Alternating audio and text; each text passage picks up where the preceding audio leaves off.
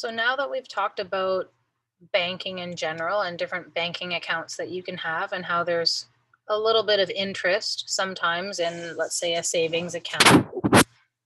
Now let's talk about different investment alternatives. So you have some money, maybe you have a job, and you're looking to put some money away for the future, or just the future can be as short or long term as you want, right? So the future could be because in 5 to 10 years, I want to buy a house. So I need to get it out um, and have it be safe in the next 5 years, or for retirement, which is what an RRSP is. Maybe at 25 years old, you're starting to invest, and that money's going to be sitting there in the bank for 40 years, right? Until you turn 65. So then, depending on how long you want to invest your money, the people that you're going to, the bankers, and also your decision, it will affect your decision on how to invest the money, right? Depending on how long you need it for.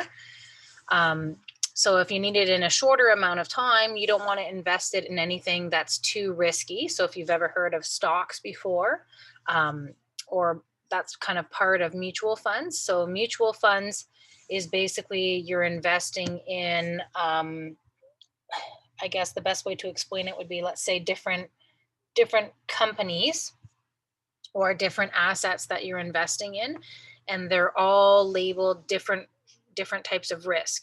So there's some that there's a mutual fund that's basically just all, let's say, the banks, so like CIBC's stock, TD, Royal Bank, all put together. And so banks don't normally fluctuate, or they're not that risky, right? So that's a relatively safe investment. And when you're buying like a bank stock, um, it typically will kind of slowly increase over time. So if you're looking to make a little bit of money and hopefully doesn't decrease too often, then at the moment that you need it, when you decide to buy a house in 5 years, that investment would still be kind of slowly increasing. It wouldn't have maybe dropped down significantly, right, and be low at the time that you're taking the money out. And so you might invest your money in something like that. Whereas there's mutual funds, typically the riskiest mutual funds are normally when you're investing into something that's, let's say, technology, especially if it's new technology, right? So if you're buying into a company or a stock that deals with technology, if something doesn't work out, or let's say everything looks good with the company, they just need like their final approval from the government or from the um, health wise, health and safety wise, and then let's say that something doesn't get approved, then the whole entire company, as good as it was, just kind of falls, right? And then that stock would plummet and become very low. So if you were to invest in a stock like that, one day it could be super high and one of the best stocks of that day, and then 2 days later it could be very, very low, and it could be one of the worst stocks that day. So you don't want to invest in that type of a stock if that might be the day that you need to get your money out, is the day that it's falling. So those are kind of like day traders, they call it, where they're able to check the investment every single day and make a decision on, do I want to take it out today? Do I want to keep it in today? And they have that flexibility with their money. So just to talk about mutual funds as more of a definition, it's a type of investment where money is pooled together and you can buy stocks, bonds, and other assets. And so I'll be talking about GICs in a little bit. Actually, I can right after this, and then I'll explain what a bond is. So they're managed by an investment company, meaning that they're managed by, so again, I worked at Royal Bank, right? So Royal Bank has um, over 50, maybe not quite 100, somewhere between, I would say, 50 and 100 mutual funds to choose from, let's say, right? And they have people that have economic backgrounds, that work in Toronto, that this is what they do every day, is they go into work, they sit in their office, and they analyze and research the stock, and they report to, let's say, Royal Bank, and they tell Royal Bank, I think we should buy more of this stock today, right? They're like kind of like day traders. I think that we should sell this stock today because it's high. I think we should buy more because it's low. And they advise the banks on what to do. And so their stocks are still within Royal Bank, but they're managed by other people. Let's say that whether they work for Royal Bank or not, in some way they kind of do, but their job is to research the mutual funds, and that's what they do all day long. So the future value of the investment is going to be an investment, since all conditions of the investment may not be known. So what you're doing is you're investing your money and you don't know what the future holds, is what it's saying. This could go up or down. You could invest in a mutual fund and lose your money, some of your money.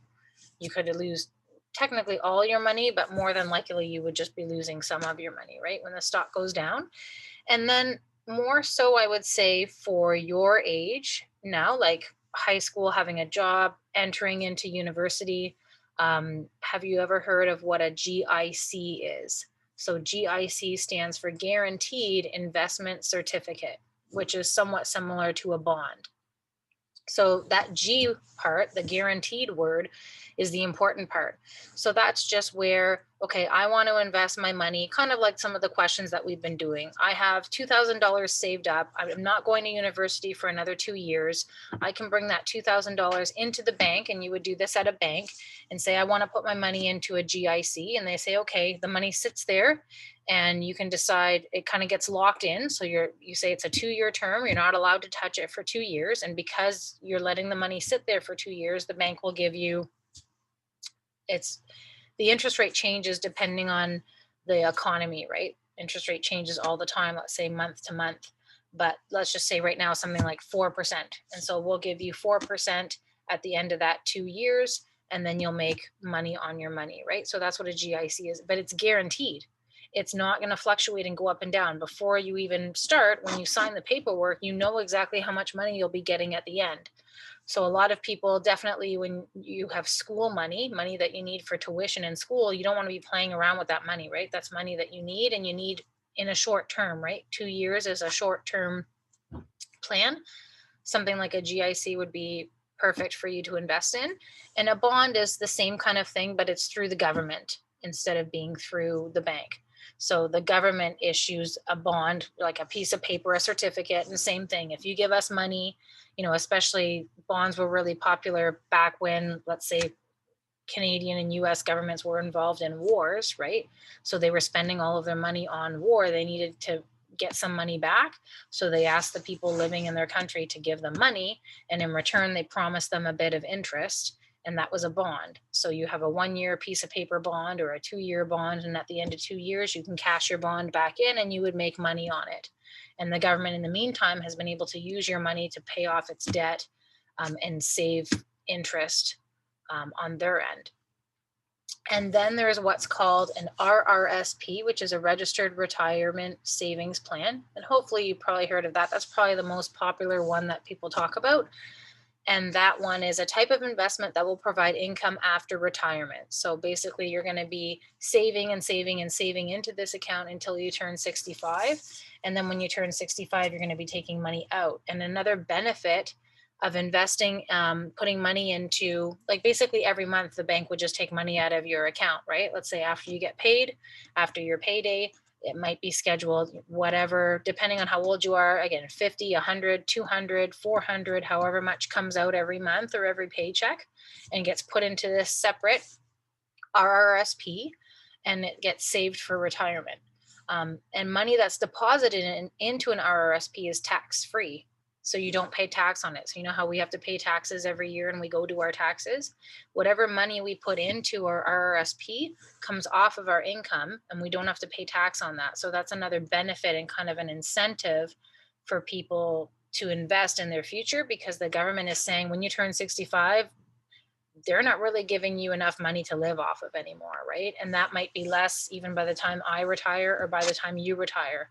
It's not a guarantee from the government that they're going to be paying you what your Canada CPP, what your Canada pension plan is that comes from the government. It's not very much money. So you have to save your own. And then when you go to get it out when you're 65, then it's taxed at that time when you actually take it out of your account. But when you take it out of your account, you're not working anymore. So your income bracket is lower, so you're taxed at a lesser rate. So all in all, tax-wise, it all makes sense to be investing into an RRSP. Okay, so we've gone over GIC is something guaranteed. It's just a short term. You would lock it in for 1 year, 2 years.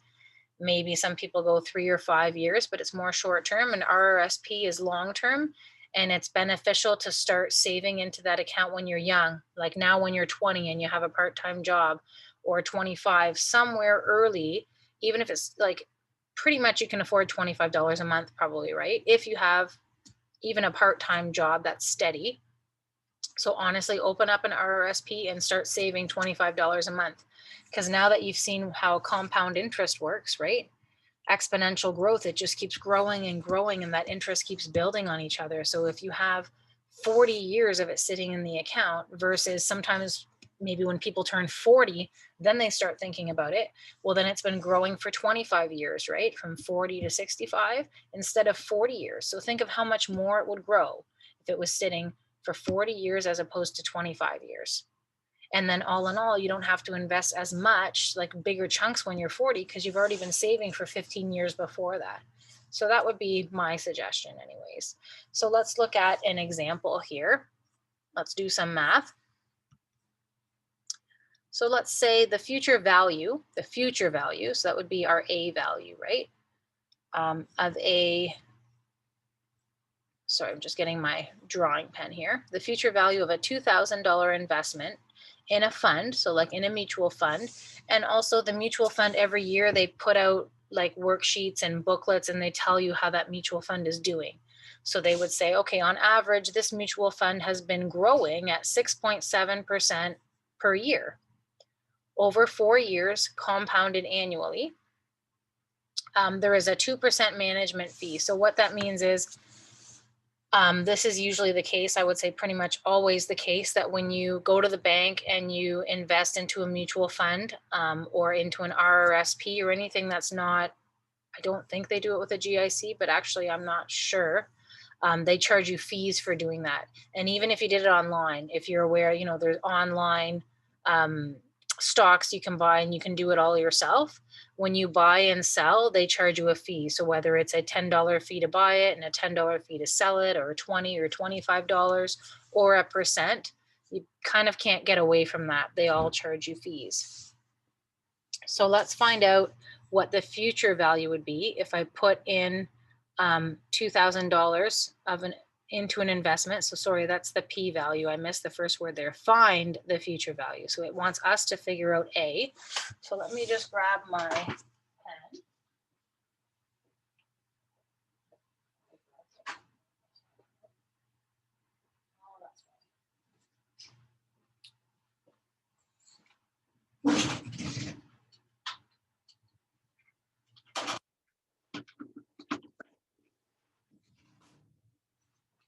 So if 2,000 is P, then I want you guys to figure out what the interest rate would be, right?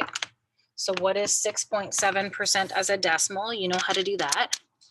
Turn that into a decimal, and then do I need to divide by anything? Check what the compound rate is. So it's being compounded annually, so then I don't have to do anything to divide by anything. And what's my term? My term is 4 years. I don't need to multiply anything, but I do need to figure out the, I have to include this 2% management fee in there. So I have, let's write down the information over here on the right-hand side. My present value that I'm putting into the bank is 2,000. My interest rate is 0.067, because 0.67 would be 67%, right? So when it's less than 10%, there's a 0 in front. But what we're going to do is right away, we're going to minus our 2% management fee. So we're going to minus our fee of 0.02. So that's going to be equal to 4.7%, or 0.047. So that's the interest rate that we're actually getting because we're paying a fee, right? And then our N number, our term, our number of years is 4.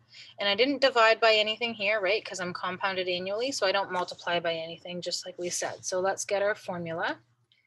A equals P, 1 plus I to the exponent of N. P is 2,000, 1.047 to the exponent of 4. And then I just need to put that into the calculator properly. So I'll give you a second.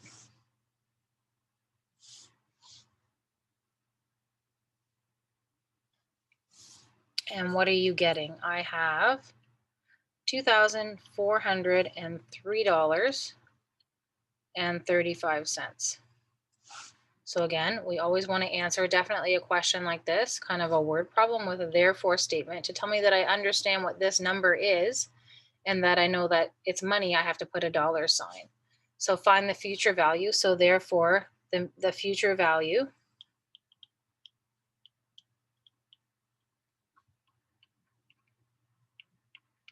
of the fund, of the mutual fund, or it just says fund there. The future value of the fund is, now if it wasn't exactly 35, if we had to round, then we can say approximately, right? The future value of the fund is approximately $2,403.35 in 4 years. So again, you've made over $400 by doing, this is an amount that you could potentially have saved up right now, 2,000, right? You keep it in there for 4 years throughout high school. Before you go to school, you've made $400 absolutely free just by having it sit there. All right, let's look at another one.